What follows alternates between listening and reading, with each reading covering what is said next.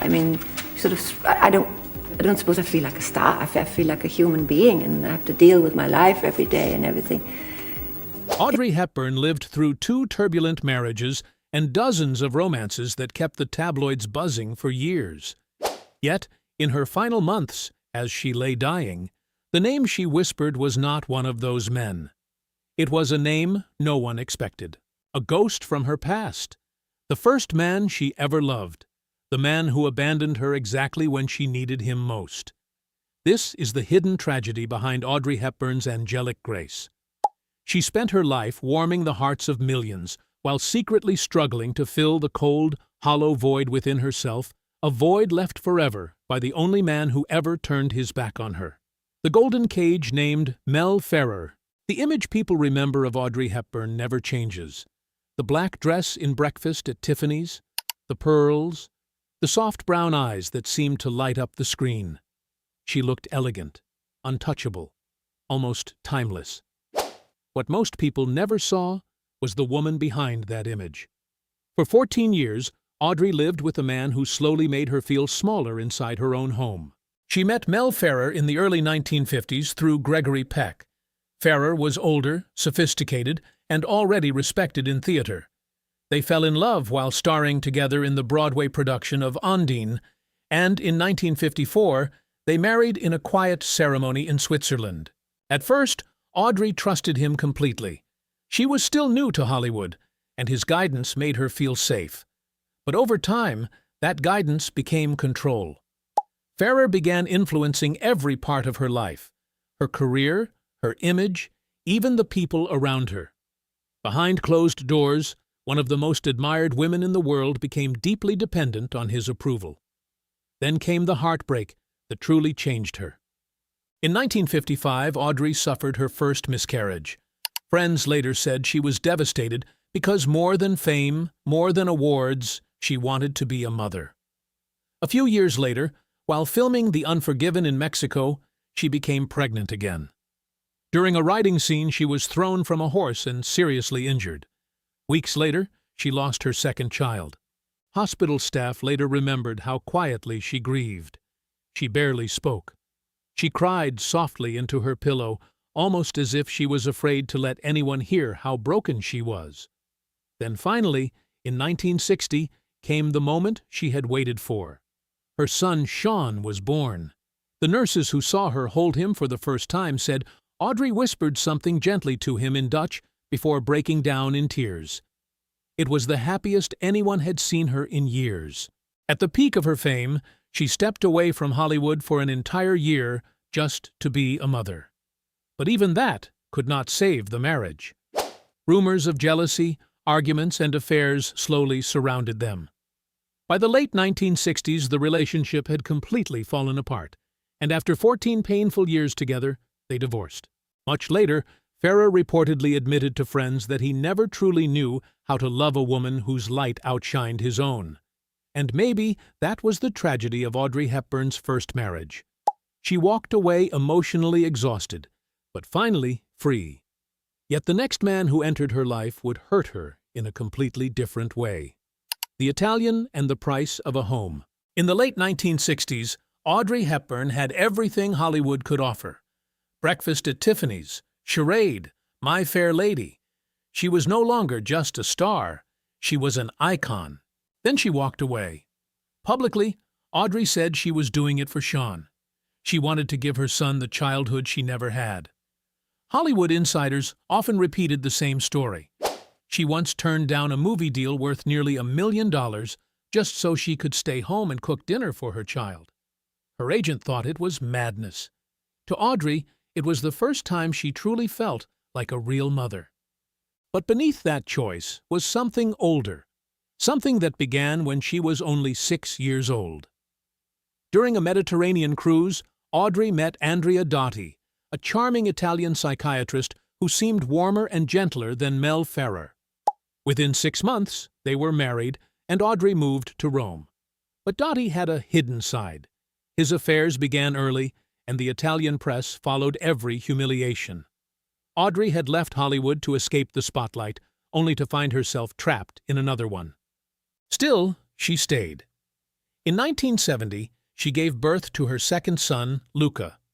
Audrey believed in family, in vows, and in giving people one more chance, maybe too many chances. She remained in a marriage that had already broken her heart. Eventually, they divorced quietly. No scandal, no dramatic interviews. That was Audrey. She carried pain privately. Years later, at her funeral, Dottie stood far from the crowd, head lowered, crying. The man who had betrayed her again and again still came to say goodbye. 2 marriages, 2 disappointments, 2 very different men. Audrey left Hollywood for her children. She stayed with Dottie despite the betrayals. On the surface, those choices looked different, but deep down, they came from the same wound. A wound that began in 1929 in Brussels, when Audrey Hepburn was born into a fading aristocratic family already touched by ruin. The child by the window, the primal wound that shaped a legend. Audrey Hepburn was born in 1929 in Brussels, into a noble family that looked elegant from the outside, but was already broken from within. Her parents, Joseph Rustin and Ella van Heemstra, were linked to fascist politics in the 1930s. But the wound that truly shaped Audrey came in 1935, when her father suddenly left the family. She was only 6 years old. Years later, Audrey would describe his abandonment as the most traumatic event of her life. And honestly, once you know that, so much of her life begins to make heartbreaking sense. At boarding school in England, she watched other children leave with their parents during holidays. Audrey waited by the window for a father who never came. She wrote him letters, dozens of them, but never sent them. Maybe silence felt safer than knowing he had read them and still chosen not to return. Then came the war. When Germany invaded the Netherlands, Audrey was only 10. She lived through bombings, hunger, fear, and loss. 2 of her uncles were executed by the Nazis. During the occupation, she helped the Dutch resistance by carrying messages, hiding illegal papers, and dancing in secret performances to raise money. But even surrounded by war, the same wound followed her. In her diary, relatives later found drawings of a man walking away. It was her father. By the winter of 1944, Audrey was starving during the Dutch hunger winter. Her family ate tulip bulbs to survive. She suffered from malnutrition, anemia, and illness. The woman the world would later see as the face of elegance was once a frightened teenage girl wasting away in a basement. That hunger never fully left her. For the rest of her life, Audrey hated wasting food. She saved leftovers, stale bread, even small scraps, as if part of her was still trapped in that winter. When liberation finally came, a relief worker gave her a chocolate bar. Audrey kept the wrapper for years. It was more than candy. It was proof that kindness had reached her when she needed it most. And now, look at the choices she made later. Why did she stay with Mel Ferrer for 14 years, despite the control and pain? Because a child abandoned at 6 often learns to endure almost anything just to avoid being left again. Why did she turn down huge movie offers to stay home with Sean? Because she was trying to give her son the home she never had. Why did she choose Andrea Dottie and stay through his betrayals? Because somewhere inside her, that little girl by the window was still trying to win love from men who could leave at any moment. In the 1960s, Audrey finally searched for her father. The Red Cross found him in Dublin. She arrived hoping for warmth, apology, maybe even healing after 30 years. But when the door opened, there was no embrace, no real tenderness. He treated her almost like a stranger. Audrey left with almost nothing, and still she forgave him. She even supported him financially until his death. That single detail says more about Audrey Hepburn than any film ever could. Because behind the beauty, the grace, and the smile the world adored, there was always a little girl still waiting for the first man who ever broke her heart. The Rejected Man. In 1954, Audrey landed the lead role in Sabrina. It was the film that catapulted her into the ranks of legends, but the backstage atmosphere was anything but warm. Humphrey Bogart was furious with the casting. He had wanted the role for his wife, Lauren Bacall, and treated Audrey like she didn't deserve to be on set. But William Holden did the exact opposite. From their very first interaction, Holden was captivated. The chemistry between them wasn't manufactured for the cameras. The entire crew saw it. Their off-screen romance developed quickly and intensely. Eventually, Holden proposed. But Audrey turned him down. Her reason was absolute and non-negotiable. She wanted children, and Holden had undergone a vasectomy. For a woman who ached desperately to be a mother, this was an insurmountable deal-breaker, and it is here that we see the most heartbreaking paradox of Audrey's life. With William Holden, a man who loved her genuinely and knew how to cherish her, Audrey was rational enough to walk away when her future as a mother couldn't be guaranteed. She chose to protect her greatest desire. Yet why, with Mel Ferrer or Andrea Dotti men who controlled or betrayed her, did she choose to stay? Perhaps, when faced with Holden, she saw an equal partnership, a healthy love that felt entirely foreign compared to the broken family dynamic she had grown up with. But with the men who hurt her later, she found a haunting familiarity. A father figure who never truly belonged to her, an uncertainty that forced her to constantly prove her worth just to stick around. She rejected a man who truly loved her to protect a dream, yet trapped herself in destructive relationships because that was where she felt closest to her own perceived destiny. Holden was shattered and never truly got over it. He fled to Africa, essentially running away. He tried to forget her through long safaris, through other women, and ultimately through the bottle. His friends later said he drank himself to death, trying to erase Audrey's image from his mind. When Holden died in 1981, his loved ones cleaned out his desk drawer and found a letter. Handwritten, neatly folded, never sent. It was addressed to Audrey Hepburn, a confession of love from a man who never stopped caring. Holden wasn't the one who broke Audrey. He was a mirror reflecting her survival instinct. She knew how to choose her dreams over an incomplete love. But after leaving the only man who could have given her a peaceful home, Audrey did something that baffled all of Hollywood. She disappeared. And in the quiet seclusion of the La Paisible farmhouse, she truly began the journey of finding the abandoned child within herself. A Paisible where the child inside her was finally loved. After her divorce from Andrea Dotti, Audrey Hepburn finally retreated to the life she had always wanted. She moved to a quiet farmhouse in Tolochenaz, Switzerland, and named it La Paisible, the peaceful place. It was not just a name. It was the peace she had been chasing her whole life. She turned down major roles, avoided talk shows, and lived like an ordinary neighbor. She went to the market, cooked, gardened, walked her dogs, and greeted people simply. For once, Audrey did not need to be a legend. She only needed to be herself. Then Robert Wolders entered her life. They met in the late 1970s at a charity auction.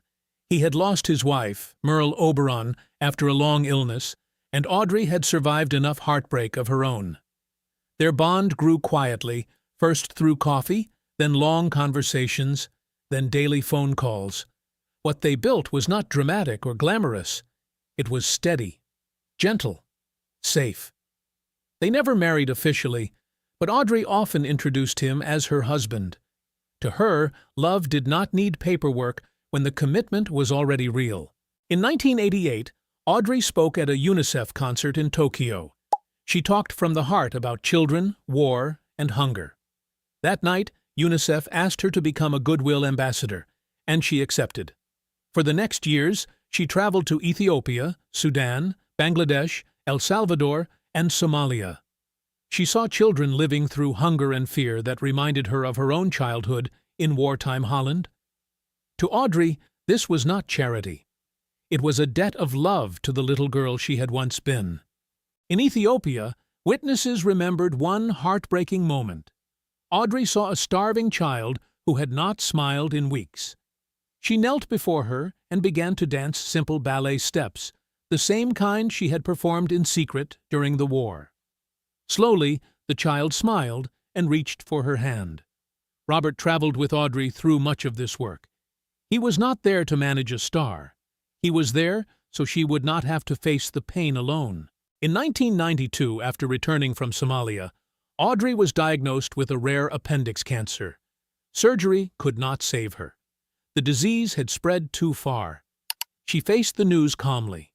She was not afraid of death. She was only heartbroken that there was still so much work left to do. Her final wish was to go home.